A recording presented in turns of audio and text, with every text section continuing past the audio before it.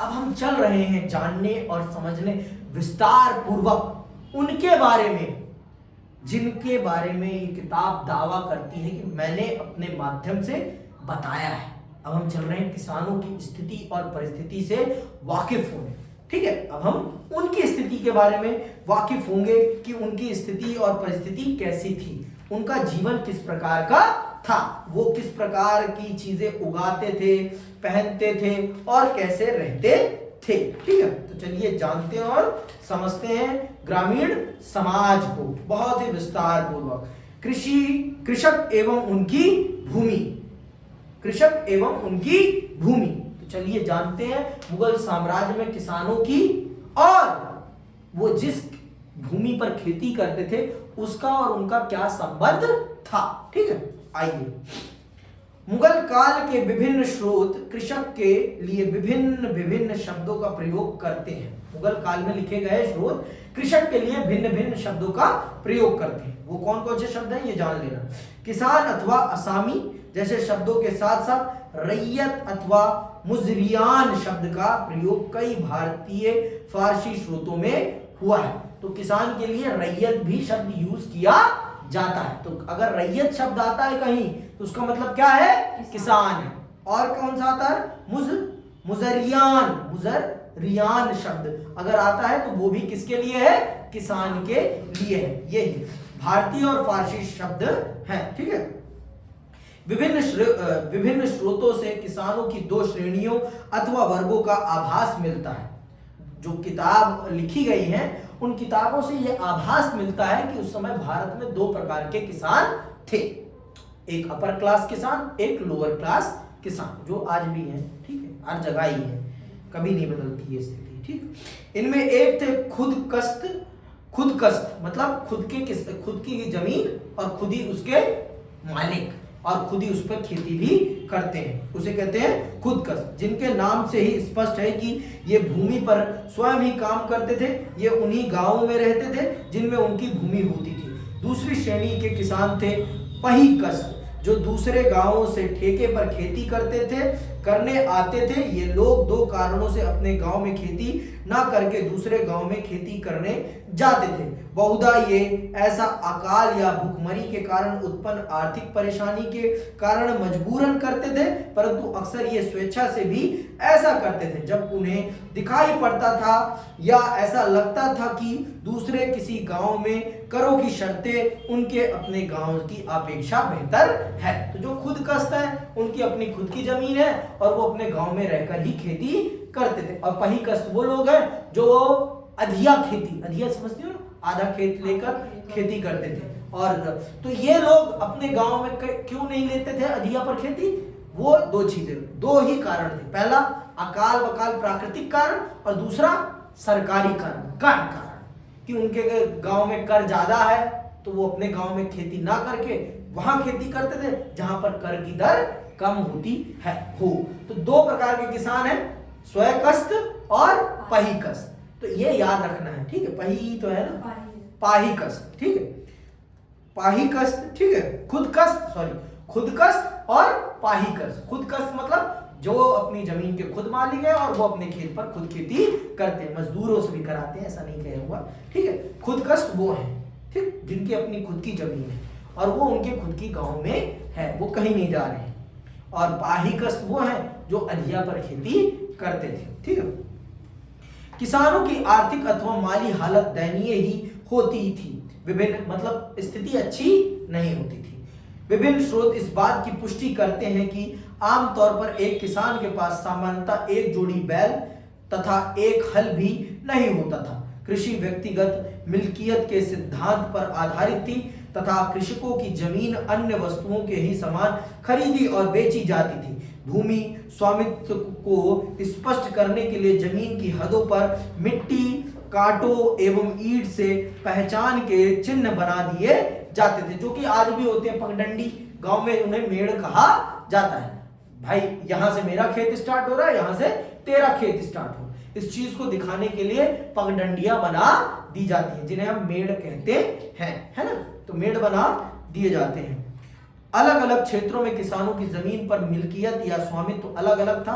बंगाल का इलाका समृद्ध था, जिसकी पुष्टि इस बात से भी होती है कि ईस्ट इंडिया कंपनी ने सर्वप्रथम इस क्षेत्र पर ही अपना वर्चस्व स्थापित किया और इस क्षेत्र के समृद्ध संसाधनों से उसे फ्रांसीसी ईस्ट इंडिया कंपनी को परास्त करने में बहुत मदद की तथा यहाँ पर एक औसत कृषक के पास 5 एकड़ भूमि होती थी तथा 10 एकड़ वाले किसान अथवा असामी की गणना अमीर के रूप में की जाती थी। इसके विपरीत गुजरात में 6 एकड़ जमीन के स्वामी भी समृद्ध की श्रेणी में आते थे।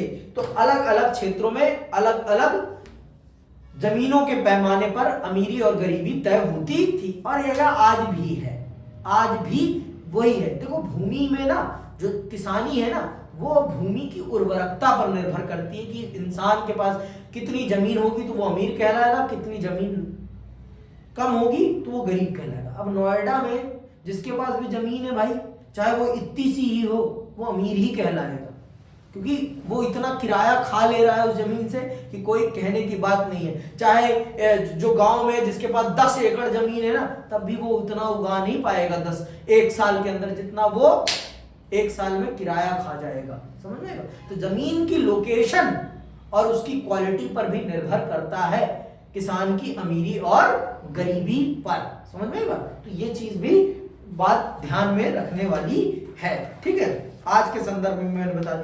अब सिंचाई और इसकी कैसी व्यवस्था थी?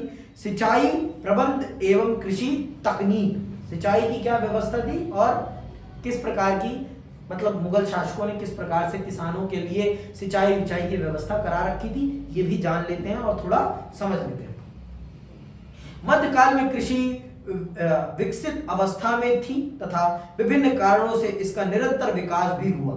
चावल, गेहूं, ज्वार, बाजरा आदि की खेती सबसे अधिक की जाती थी, जिससे जनता की खाने की आवश्यकता की पूर्ति हो सके। कुछ क्षेत्रों में बारिश कम होती थी, वहां पर गेहूं की खेती होती थी तथा जहां वर्षा बहुत ही कम होती थी वहां पर ज्वार, बाजरा अधिक उगाया जाता था। तो ये याद रखना, कम पानी वाली फसलें कौन सी हैं, ज्यादा पानी वाली फसलें कौन सी। चावल सबसे ज्यादा पानी यूज करता है, उसके बाद गेहूं और उसके बाद ज्वार और बाजरा, जो कि बहुत ही कम पानी में उग जाते हैं। जिन क्षेत्रों में बारिश भरपूर होती थी वहां पर चावल की खेती की जाती थी। आज के ही समान उस समय में भी कृषि मुख्यतः मानसून अथवा वर्षा के पानी पर ही निर्भर थी। कुछ क्षेत्रों में वर्षा कम होती थी तथा चावल जैसी फसलों को पानी की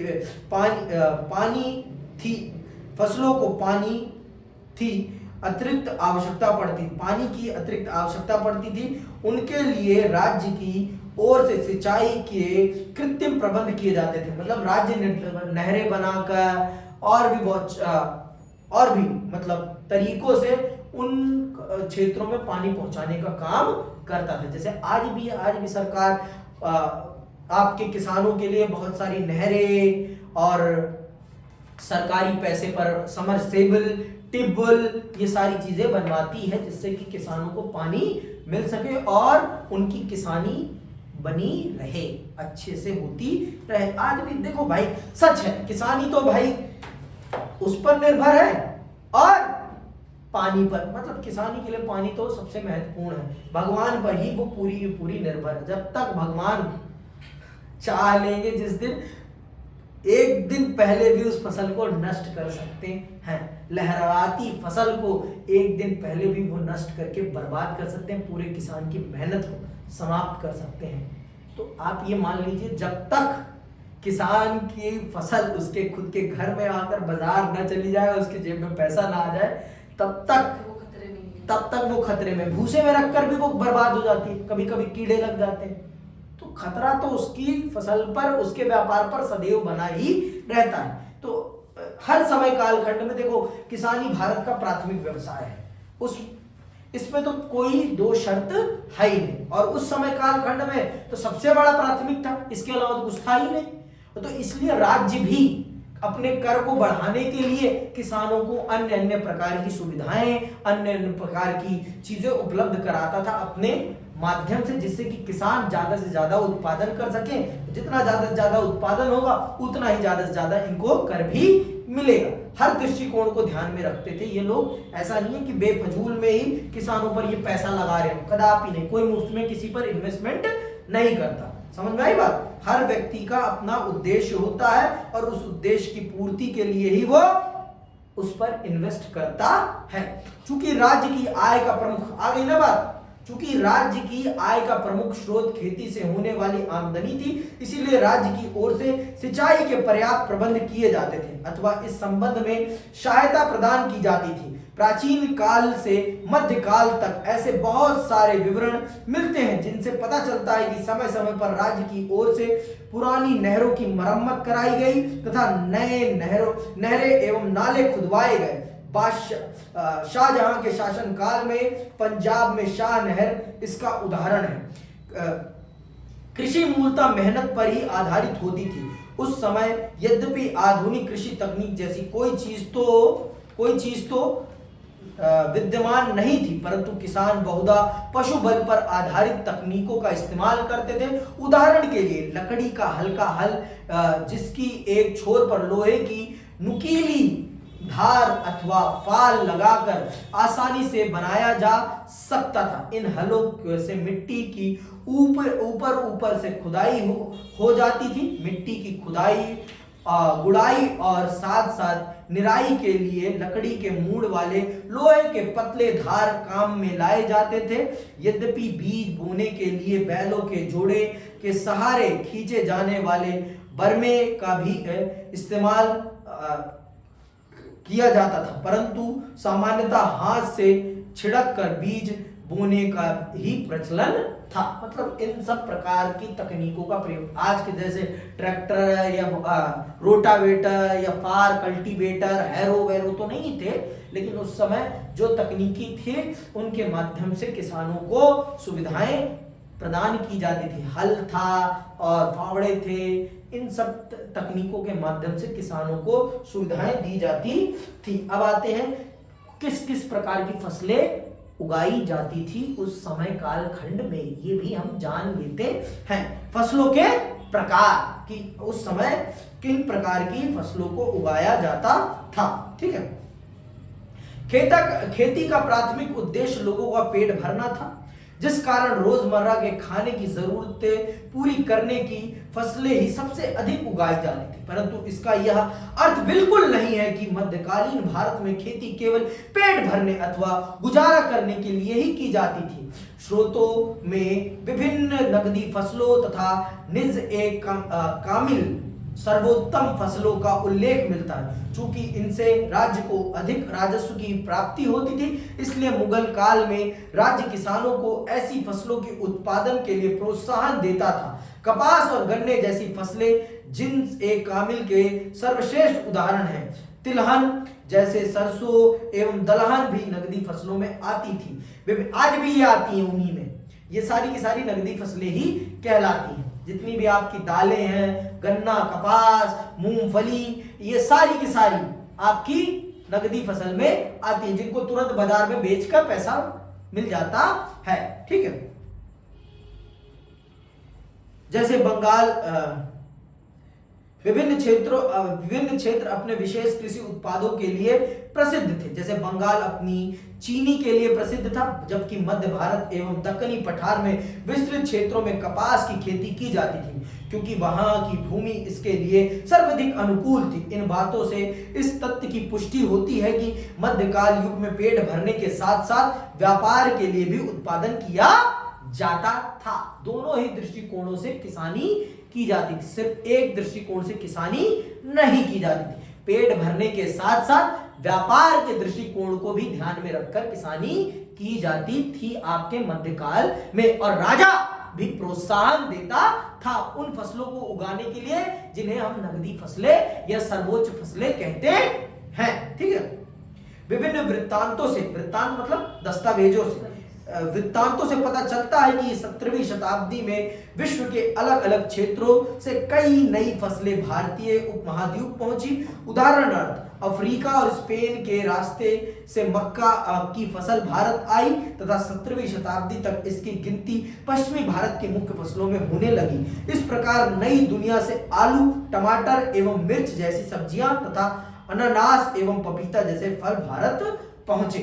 नई दुनिया मतलब अमेरिका, अमेरिका से आलू आया, टमाटर आई, मिर्च आई और अनानास एवं पपीता जैसे फल भारत आए। तो ये सारी चीजें थी जो मध्यकाल में किसी कृषि क्षेत्र में उगाई जाती थी और दुनिया के भिन्न भिन्न कोनों से नई नई फसलें भारत आई और भारत में रच बस गई। आज बिना आलू के आप कल्पना ही नहीं कर सकते किसी भी सब्जी की। बिना आलू, टमाटर, मिर्च की कल्पना करेंगे आप किसी सब्जी की? कदापि।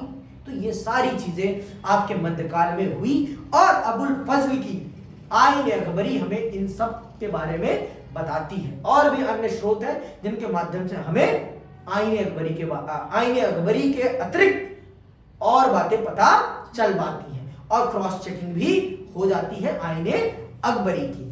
अब अगली क्लास में हम भारत के ग्रामीण समाज के बारे में समझेंगे कि भारत का ग्रामीण समाज उस समय कालखंड में कैसा था।